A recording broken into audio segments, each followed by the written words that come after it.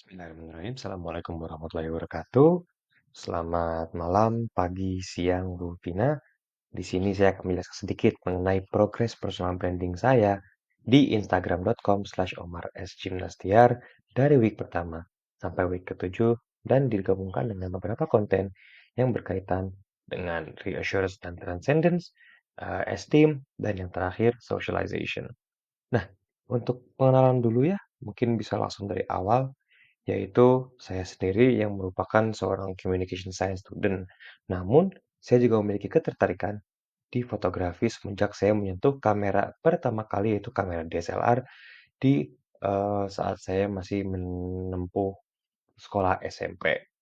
Semenjak itu, mata saya memandang dunia ini menjadi jauh lebih berbeda.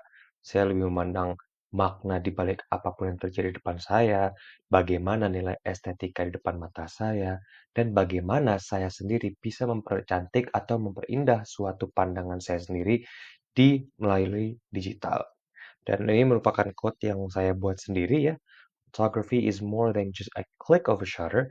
It is a way to convey emotions, expressions, and messages we can never be able to speak out verbally.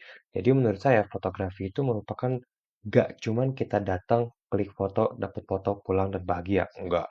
Menurut saya, fotografi sendiri merupakan cara kita untuk mengirimkan makna atau pesan-pesan yang mungkin kita sendiri secara verbal atau bagaimanapun tidak bisa mengirimkan. Maka kita membungkusnya dengan sebuah fotografi. Nah, untuk week pertama itu diawali di Jazz Cafe Bandung di GKI Kalong. Saya di sini diamanahi untuk mengambil beberapa foto di acara Jazz Cafe yang sedang berlanjut yang cukup ramai, yang juga dihadiri oleh salah satu musisi jazz ternama di Instagram, yaitu Rio Sidik. Beliau merupakan pemain trompet yang saya alhamdulillah berkesempatan untuk memfotografi beliau bersama bandnya di Jazz Cafe tersebut. Dan di sini saya mempersonal brandingkan pertama kali sebagai seorang fotografer dokumentasi sembari mengirimkan makna sebagaimana Rio Sidik dan kawan-kawan jazznya itu memainkan musik. Bisa lihat di foto yang di pojok kiri atas, terlihat Rio Sidik yang sedang memainkan trompetnya dengan penuh passion dan feeling sembari ia menggunakan silence di depan uh, trumpetnya. Lalu yang kedua, saya mencoba untuk menantang diri saya dengan mengendalikan cahaya. Disinilah saya melakukan Gabin produk fotografi di week kedua, di mana saya memfotografi kue Gabin yang kebetulan saya dan teman-teman saya sedang jual untuk mata kuliah kewirausahaan. Dan berikut adalah beberapa dari hasilnya yang saya ambil menggunakan manipulasi cahaya. Saya sendiri menggunakan laboratorium fotografi ilmu komunikasi FKB Telkom University, di mana saya mendapatkan akses untuk menggunakan lighting-lighting yang cukup state of the art atau canggih, di mana saya bisa memanipulasi bagaimana cahaya tersebut terbentuk, terlihat, dan terpapar untuk produk saya untuk agar saya bisa memfoto produk saya menjadi lebih menjual. Dan di sini bisa saya lihat beberapa foto-foto yang saya ambil untuk mencoba bagaimana caranya saya menjual produk-produk ini dengan melalui sebuah foto dan berikut adalah hasilnya. Lalu di minggu ketiga, saya memutuskan untuk pergi ke Taman Hutan Raya.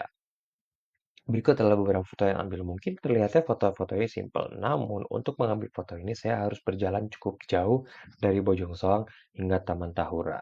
Dan tak hanya itu, Taman Tahura juga merupakan taman yang cukup luas dan cukup menanjak. Dan di bawah ini terdapat foto air terjun yang saya ambil menggunakan teknik long exposure untuk mendapatkan hasil foto yang terlihat lembut dari airnya serta mendapatkan detail yang sangat sangat sangat tajam. Di sini saya melakukan beberapa hiking atau trailing yang saya lakukan bersama teman-teman saya di Coffee untuk mendapatkan foto-foto dari Taman Hutan Raya itu sendiri. Namun sepanjang perjalanan, saya menemukan bahwa terkadang kita juga bisa menemukan hal-hal unik seperti di pojok kiri atas yaitu seorang pemain gitar yang sedang melantunkan nadanya di pinggir rel sembari menikmati ambience dari Taman Tahura. Tak hanya itu, jika kita melihat lebih dekat di Taman Tahura, kita juga bisa menemukan berbagai jenis tekstur-tekstur dan close up yang cukup menarik seperti yang di pojok kanan atas ini, saya memfotografikan dengan lebih dekat sebuah lumut yang tumbuh mengelilingi gerbang yang menjaga kita dari terjatuh ke dalam curug yang ada di Taman Tahura tersebut. Lalu selanjutnya, saya juga melakukan konten keempat untuk mendorong konten esteem. Konten tersebut adalah konten yang saya lakukan untuk membawa saya untuk berkontribusi untuk orang lain juga. Maka saya melakukan long exposure Pinisi Bridge di Jakarta. Dan ini saya juga tak hanya memperlihatkan hasilnya, saya juga menjelaskan bagaimana saya mendapatkan foto tersebut. Dari bagaimana saya mengambil fotonya selama 3 jam, karena memang foto ini merupakan salah satu foto yang cukup memakan waktu untuk diambil. Jadi saya menjelaskan bagaimana saya mengambil fotonya dari awal secara mentah, lalu kemudian memutuskan foto mana yang bisa saya gunakan, dan kemudian bagaimana saya menyatukan foto-foto yang ingin saya satukan menjadi foto yang menampilkan unsur foto yang lebih unik juga dan bisa lebih tajam. Dan yang terakhir juga, saya menampilkan hasil akhir dari long exposure Pinisi Bridge foto ini. Lalu untuk di week kelima, saya memutuskan untuk menantang diri saya lagi di studio dengan menciptakan Coffee Ramadan Magazine Photoshoot. Di sini saya mengajak tiga teman saya untuk melakukan foto majalah, yaitu akhirnya saya memaksakan diri untuk bekerja sama dengan model-model yang cukup talented di pekerjaannya. Dan berikut adalah beberapa foto yang saya lakukan. Namun di Instagram saya juga melakukan ini sebagai socialization content karena saya memberikan sebuah polling di Instagram dengan memilih dari 3 model yang saya foto, kira-kira foto mana yang terbagus menurut dari audiens yang ada di Instagram saya di omar.s.cimnastiar. Dan yang terakhir adalah foto reassurance dan transcendence content untuk Hari Wanita Photoshoot pada tahun sebelumnya. Ini merupakan stok foto saya yang lama, stok foto yang saya ambil di tahun 2023 di Hari Wanita Indonesia.